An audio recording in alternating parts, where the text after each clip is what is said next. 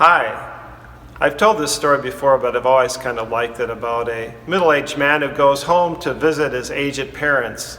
And they're sitting one night around the TV, and the mom is sitting in her chair knitting, and he himself is reading a book.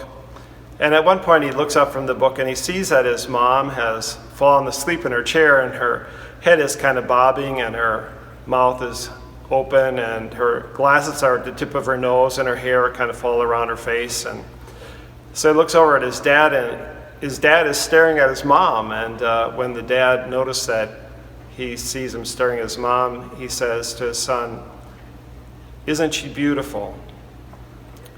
And so we see that beauty is really in the eyes of the beholder. I was thinking about that as for the last 2 weeks we haven't been able to go into Resurrection Parish Church. And no one has ever said that, "Isn't she beautiful?" But you know, when you're not there for a couple weeks, you start thinking, boy, there's no side I'd like to see better. So I thought today we could give a little tour of the church for those of you who might be missing her. We've been filming from St. Paul's for a Masses, which makes a nice backdrop for the Masses. But for those of you who are missing Resurrection, a little tour today. So while we're looking at the church, obviously we're missing the people, and that's what really makes the church. And we can't wait for the day when we'll all be back here and filling up the pews and singing our hearts out in praise of the Lord, and seeing each other's faces again, and even reaching out and touching each other at the sign of peace.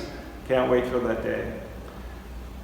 But during these trying times, there's still opportunities for us. The other day I was driving my car and I saw a neighbor walking her dog, and I stopped and talked to her from a safe distance, and she said to me, one thing about this time is that people sure seem more friendly. She said that people stop and talk, and it's sort of like being in the middle of a snowstorm where people actually talk to each other.